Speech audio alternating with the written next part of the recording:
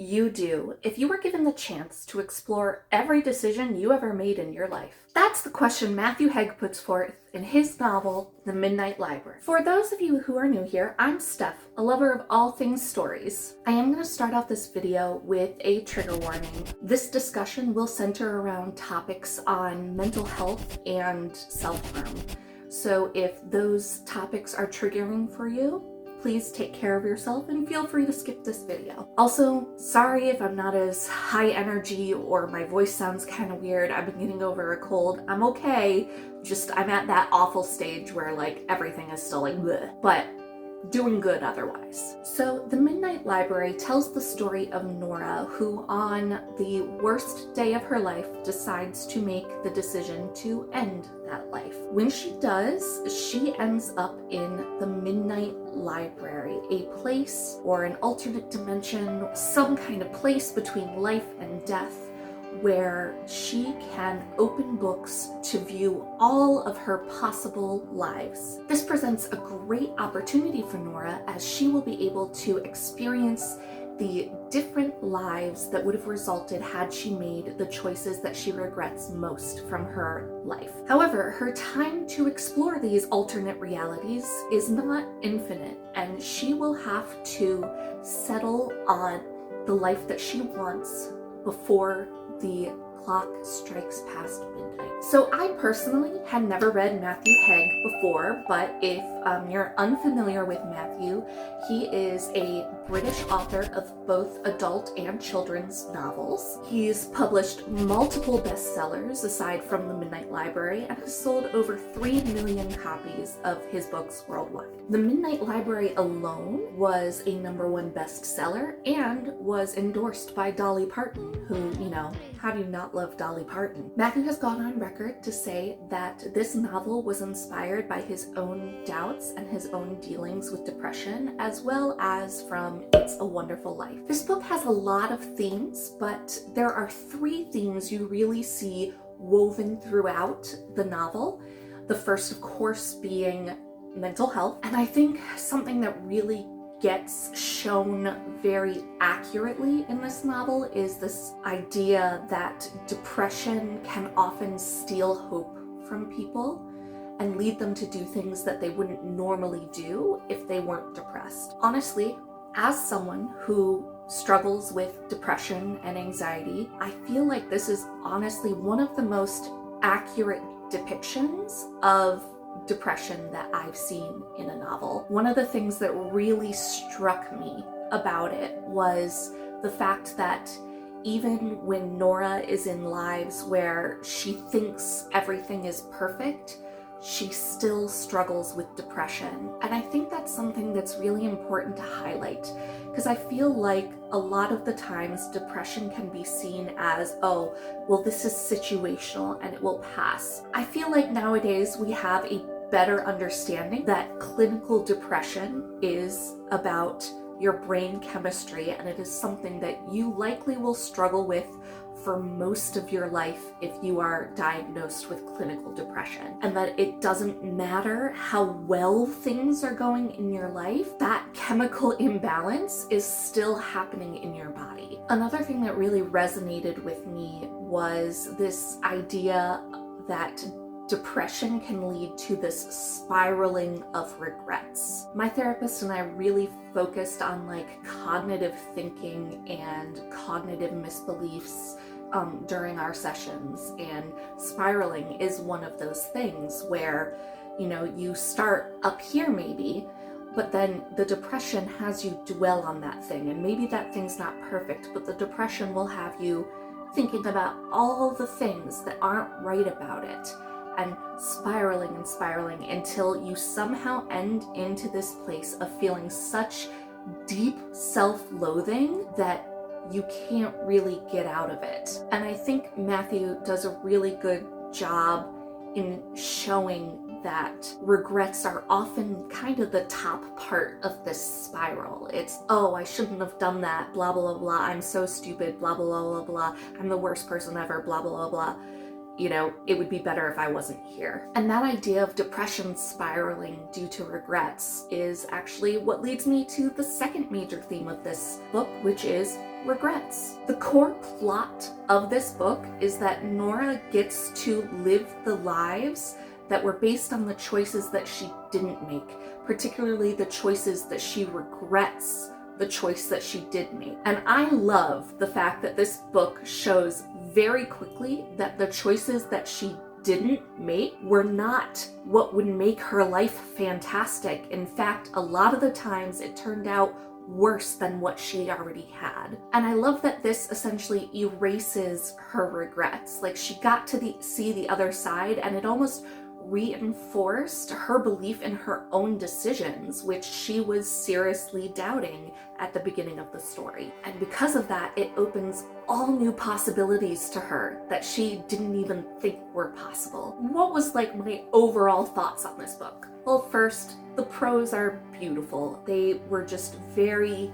easy to read, but still lyrical, and I really got absorbed into the prose themselves. I mentioned this earlier, but I feel like the emotional journey that Nora goes through feels so authentic, especially if you're someone who has dealt with depression before. The only critique I kind of have is with the climax of the novel. It feels a little bit out of place and a little too actiony for this very introspective novel that we've had up until this point. So I initially read this in July of this year. Somehow that month, I don't know how it's been working lately, guys, but for some reasons, I feel like my monthly reading has had like themes. And that's really funny considering that I am not a mood reader and pretty much always pick my next read based on my TBR game, which, if you're curious and want to know what my TBR game is, let me know in the comments and maybe I'll do a video about it. But I feel like my July reading month was very much, let's dive into alternate realities and books that are inspired by It's a Wonderful Life, which is funny because I've never actually seen It's a Wonderful Life. Because the other major story that I read in July was Dark Matter by Blake Crouch, which, if you haven't read it, also deals with alternate realities. Now, this is a much more sci-fi concept, whereas this is a bit more like literary. It's still kind of a sci-fi because of the Midnight Library location. Or maybe it's more of a fantasy. I don't know. Is it a sci-fi or a fantasy? Let me know. And I feel like there was something else that I read in July that also had to do with like alternate realities or like choosing your best life or something. Don't remember what it was, and since I'm not going to be doing a wrap-up for July, I don't remember, and I don't want to take the time to look it up. But aside from that, of course, this is much more of like thriller, has a lot more action, whereas this one's a lot more introspective.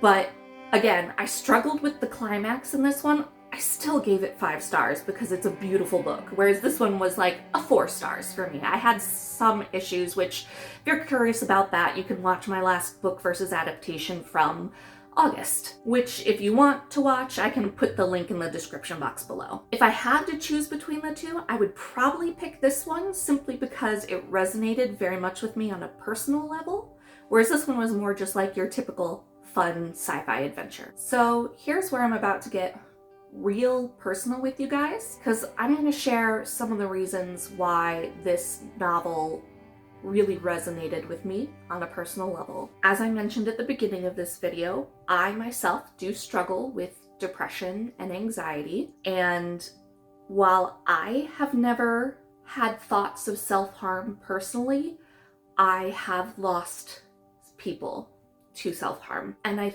feel like this book had such an accurate depiction of what it feels like to be in those really dark moments, especially at the beginning of the book. And for that reason, I would recommend this book for anybody who really is maybe trying to understand a person that they love who is battling severe depression, because you get to see inside Nora's head and kind of experience that and what it feels like. But oddly enough, the thing that really hit me was this overwhelming sense of loneliness that Nora deals with in the beginning of the novel. So I can comfortably say that I am middle-aged, which is a weird thought because I don't feel middle-aged aside from, everything hurts. But, age-wise, I am middle-aged and I am not married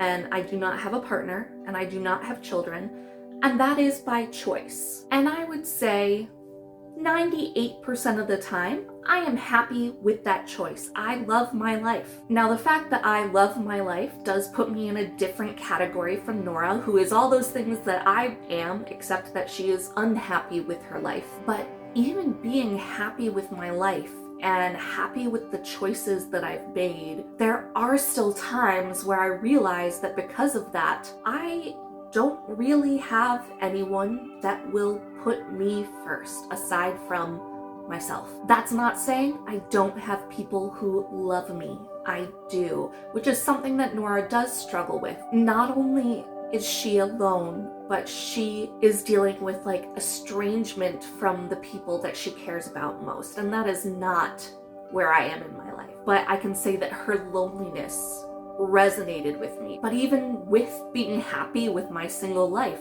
I still get those moments of, it would be nice to have someone who makes me their first priority. So in that way, and in some of the other things that she deals with when she's going through her regrets, tended to hit a lot of personal, I wouldn't say triggers. I mean, maybe triggers. I'm not typically someone who avoids my triggers. There were definitely moments that resonated with me emotionally.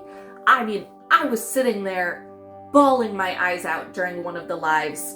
If you are a pet lover, you know which one I'm talking about. It felt very cathartic. It was hard. It was hard to finish. No, it wasn't hard to finish. I mean, it was difficult, but in a really cathartic way. And I think the reason it was so cathartic for me to read, even though it was emotionally difficult to read, is because the core theme or lesson learned of our protagonist hits very close to my personal core belief that anytime I'm faced with a choice, I need to make the choice that I am going to regret the least. And that making those choices have led me to where I am today. And while today may not be the life I envisioned for myself, I am happy with the choices that I made, and therefore I am happy with the life that I am living. So it shouldn't really come as a surprise to you that I gave this star 5 books.